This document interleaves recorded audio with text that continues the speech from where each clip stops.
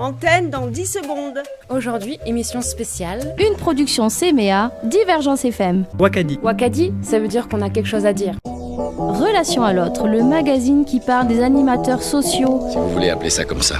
Proposé par Eugénie, Carole et Véronique. J'entends beaucoup parler de votre travail. Bonjour à toutes et à tous. Au sommaire de ce premier numéro, le portrait de Véronique, médiatrice sociale. Vous entendrez ensuite quelques opinions sur le travail social, notre rubrique 3 expériences sur le thème de la relation à l'autre. Et pour terminer, le billet d'humeur d'Eugénie, une ardéchoise à Montpellier. Tout de suite, le portrait. Nous recevons aujourd'hui Véronique, médiatrice sociale, qui va nous parler de son métier. Bonjour Véronique. Bonjour. Depuis quand exerces-tu le métier d'animatrice sociale ? Alors, je suis en poste je suis salariée depuis 2 ans dans l'association des Petits Débrouillards. Par quelle démarche personnelle es-tu arrivée à ce métier ? Par mon premier métier, c'est-à-dire maroquinerie, où on m'a demandé de faire du bénévolat pour l'association lors d'une intervention de rue. Et puis par la suite, comme ils avaient une démarche d'éducation populaire, ça m'a plu et j'ai fait une formation par la suite, la formation initiale des Petits Débrouillards, qui m'a amené à faire des animations en tant que bénévole et par la suite salariée au sein de l'association. Depuis combien de temps es-tu salariée auprès des Petits Débrouillards ? Alors, salariée depuis 2 ans. Avant, j'ai fait 1 an de vacations et puis l'année d'avant du bénévolat, simplement.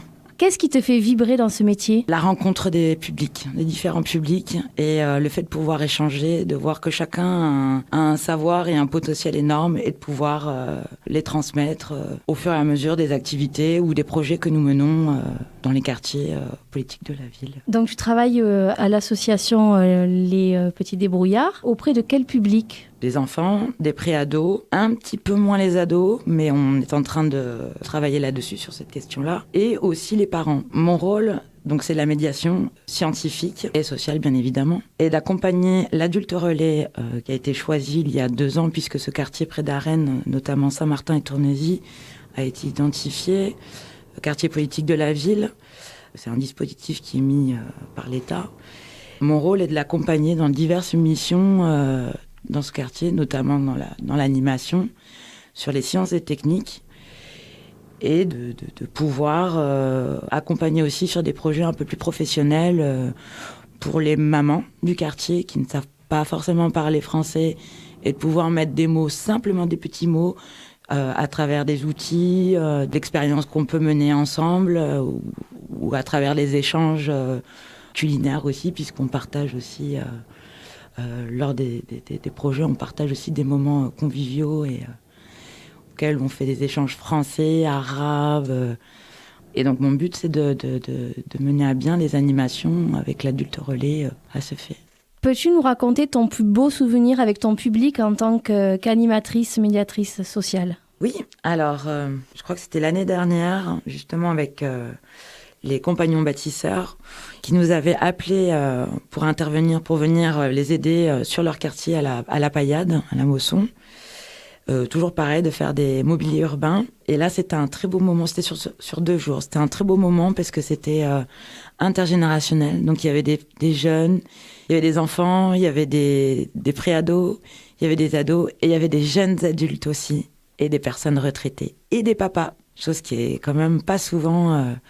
Dans les quartiers prioritaires, c'est souvent les mamans quand même. Et donc là, c'était un très très beau moment parce que sur plusieurs ateliers, il y avait vraiment tout type d'âge, il y avait une belle transmission, il y avait un très beau moment de partage. C'est le plus beau moment que j'ai pu vivre en tant que médiatrice chez les Petits Débrouillards. Merci Véronique pour ce témoignage. Tout de suite, qu'en pensez-vous ? Si je vous dis animateur social, à quoi pensez-vous ? Un animateur de radio sur un sujet de société ? À quelqu'un de relativement jeune, dynamique, un travail relativement compliqué, difficile. Moi, je pense par exemple au personnel qu'il y a par exemple dans les hôpitaux, à Arnaud de Villeneuve, où il y a des jeunes qui accompagnent les enfants sur des activités dans le cadre de l'hospitalisation. Tout ce qui est éducation dans un quartier populaire, à la fois pour les enfants, pour les adultes. Selon vous, ce métier s'adresse à quel public ? Tout public.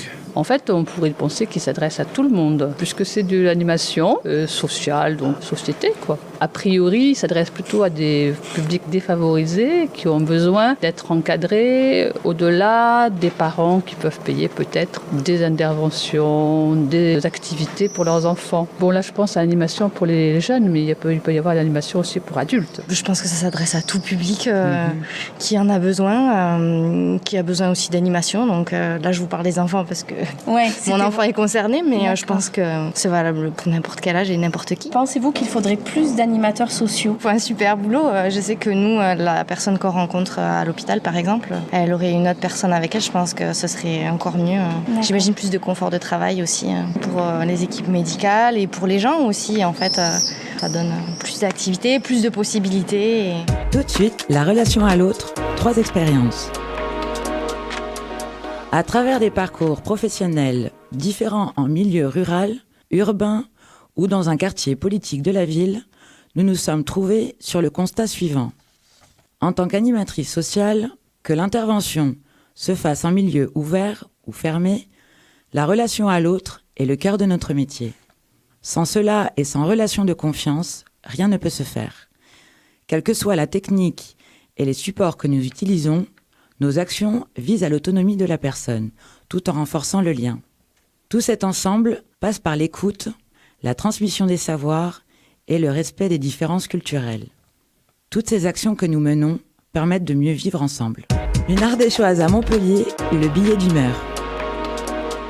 Il est midi, c'est la pause repas. Accompagnés de mes compagnons de formation, nous allons pique-niquer. Nous cherchons un parc agréable pour nous installer. Par chance, 2 d'entre nous connaissent le quartier. Elles nous amènent dans un petit square avec des jeux pour enfants. La première chose qui m'envahit, c'est l'odeur. Cette odeur d'urine qui rentre dans mes narines, et croyez-moi, pas que de chien. Mon regard se pose alors sur la saleté de l'endroit. Pas un endroit où se poser. Entre crachats, chewing-gum collé, fientes d'oiseaux et crottes de chien, quel endroit parfait pour ma pause déjeuner. Je suis résignée à manger debout dans le stress et le dégoût. Je suis agressée par cette pollution visuelle et olfactive. Tout cela m'empêche de profiter de cette belle ville, où le soleil brille toute l'année, une ville toute en couleurs.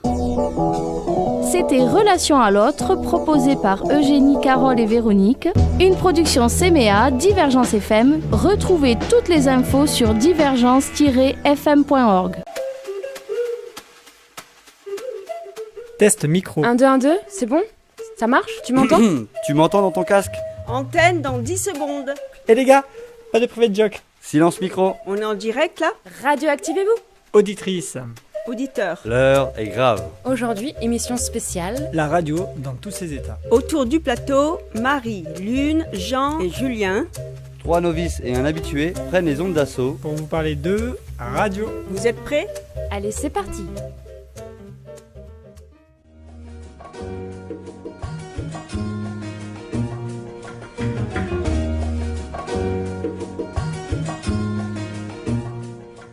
À l'époque, Internet n'était pas aussi répandu et je n'avais pas la télévision. J'ai grandi à Mimi-la-Sardine, une salle de concert associative créée par mes parents dans les années 90. J'ai été bercée par la musique, des rythmes cubains ou punk. Je dormais avec mon frère dans un studio d'enregistrement au-dessus de la salle de concert. C'était un lieu très apprécié par les noctambules montpelliérains. Mon père avait une certaine aura. Il travaillait en tant que DJ et animateur à Radio Alligator, une des premières radios libres de Montpellier. Il n'était pas facile de communiquer avec lui, il m'impressionnait beaucoup. Mais à travers la musique, on a créé une complicité. On écoutait Radio Nova, quand je passais le week-end avec lui, et dès qu'une chanson nous plaisait, c'était toute une quête pour trouver l'artiste le plus vite possible. Bien sûr, c'était lui qui gagnait à chaque fois. Ce qui me plaît dans la radio, c'est quand on écoute un morceau qui nous emporte, ça reste ponctuel, éphémère. On la savoure. Contrairement à Internet où dès qu'on apprécie une chanson, on l'écoute facilement jusqu'à l'overdose.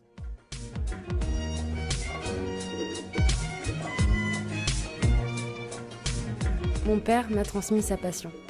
Aujourd'hui, il vit à travers les musiques que j'écoute et que je crée.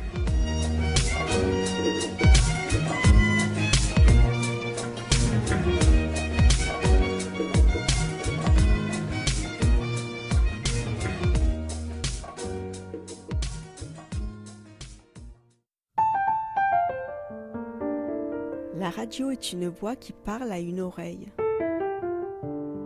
C'est par les mots seuls que l'idée fait son chemin, jusqu'à l'esprit de l'auditeur. Puisque les mots portent la pensée, il n'y a pas d'interférence entre la pensée exprimée et l'esprit qui la reçoit.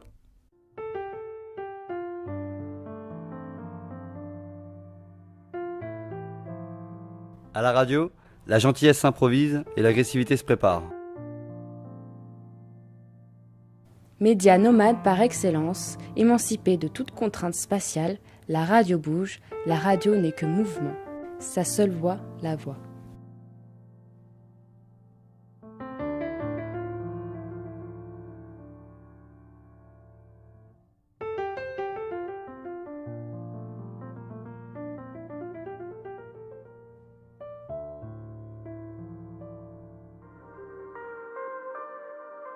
Je n'aime pas la radio. Ça n'a pas rendu les hommes plus sots, mais la bêtise plus sonore. Si on regarde la télé en fermant les yeux, c'est aussi bien que la radio. Je suis un autiste de la musique. Je n'écoute pas les radios diffusant 4 titres en boucle toute la journée. J'appelle ceci de la diarrhée musicale. Avec en plus, entre chaque morceau, 15 minutes de pub. Écoute de la publicité sur un laxatif et tu sauras qui tu es et comment tu es. Mais l'authentique scandale, c'est que des gens croient que la publicité dit la vérité. La pub pousse les gens à ne pas se fier à leur jugement, elle leur apprend à être stupides. La pub, c'est le mensonge légalisé. La radio corrompue cherche à rendre le cerveau de l'auditeur disponible en le divertissant. Le but ? Vendre du temps de cerveau. Ça doit être reposant d'être sourd. On ne vous dit que l'essentiel.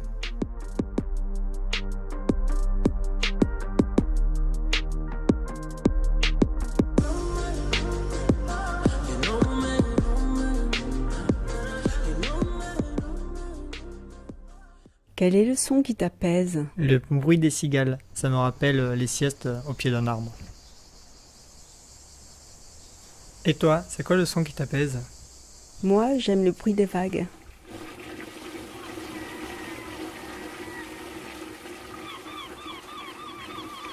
J'aime me perdre à l'écoute du bruit de l'eau sur les rochers, le crissement du vent dans les feuilles d'arbres sous le chant des oiseaux.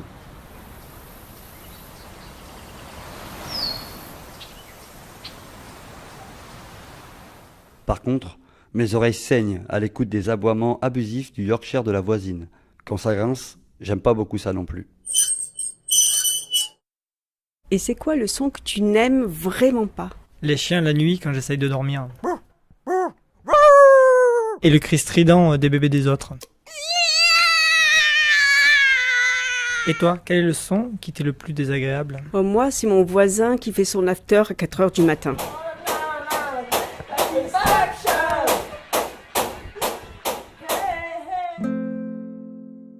De mon temps, j'ai quand même 50 ans, quand j'étais enfant à la maison, on écoutait la radio. France Inter, France Culture, France Musique. Ça démarrait avec les infos, au petit déjeuner. Il y avait la météo après, puis l'histoire, les grands airs d'opéra. La radio, ça m'évoque des jolies choses, puis aussi des moins belles. Je me souviens du jeu des 1000 francs avec Lucien Jeunesse. Chers amis, bonjour! On l'écoutait, ou plutôt mes parents l'écoutaient, même si on n'avait pas fini de manger. C'était à 12h45, juste avant les infos de 13h. Je n'aimais pas du tout, je ne savais jamais répondre aux questions. Pas comme mon père, qui lui était une encyclopédie vivante. Moi, je savais tout juste répondre à la question « Quelle est la couleur du cheval blanc d'Henri IV ?» Pour moi, le jeu des 1000 francs, ça n'était pas du tout un jeu, c'était même plutôt un examen. Et la radio, c'est aussi de beaux souvenirs. J'avais une petite radio rouge sur la table de nuit à côté de mon lit. Je me souviens, à 15 ans, j'avais écouté tard dans la nuit un concert de Bruce Springsteen. C'était son concert à Paris, je crois, ou peut-être à Londres. J'étais allongée dans mon lit, seule, dans le noir. Et la foule reprenait en chœur On the River. We go down to the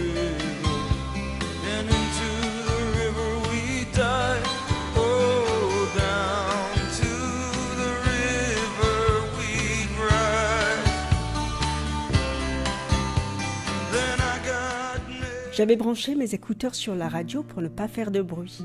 Springsteen, il pouvait chanter pendant des heures, 3 heures, 4 heures des fois. Ça a été finalement mon premier grand concert, à 15 ans.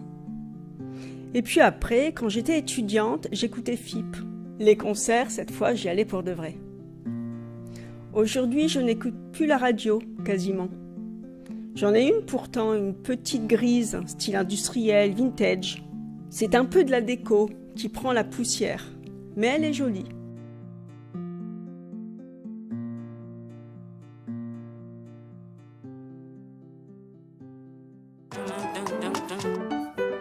Je suis un autiste de la musique.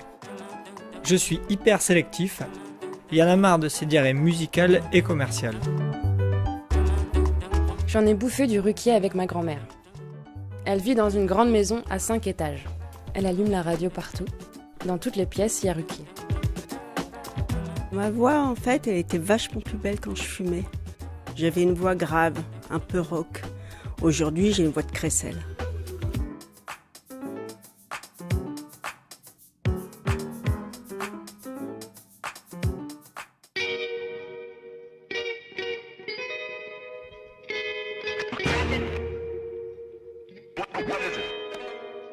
J'ai toujours apprécié la radio façon Baffy, les talk-shows intelligents sous un humour acerbe. Mais si la radio était un désir d'enfant, une sorte de caprice caché entre amis, jamais je n'aurais cru me retrouver derrière un micro pour parler. Pourtant, parler, c'est mon sport national. Non, de base, moi je suis boulanger. Fils de boulanger, descendant de manouches issus du cirque. Vous voyez, je n'avais pas vraiment de profil.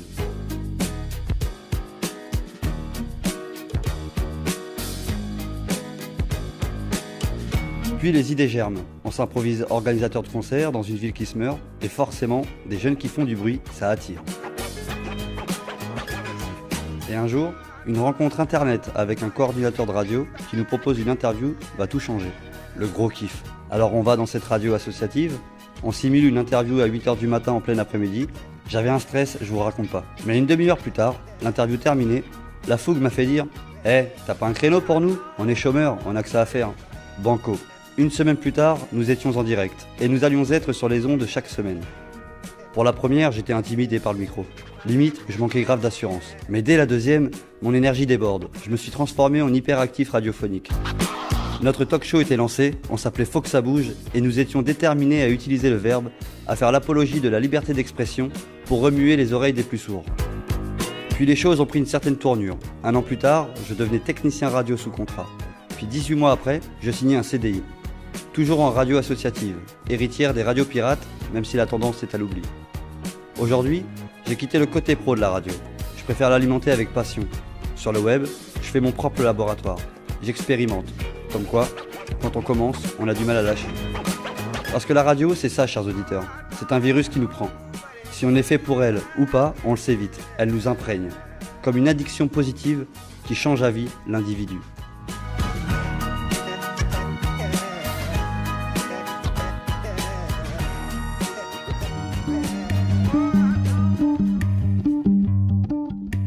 Ça y est, c'est terminé. On espère que vous avez pris autant de plaisir à écouter cette émission que nous à la réaliser. Merci à Catherine Rochette des CMA. Merci à Bruno, Kevin et Alain de Divergence FM.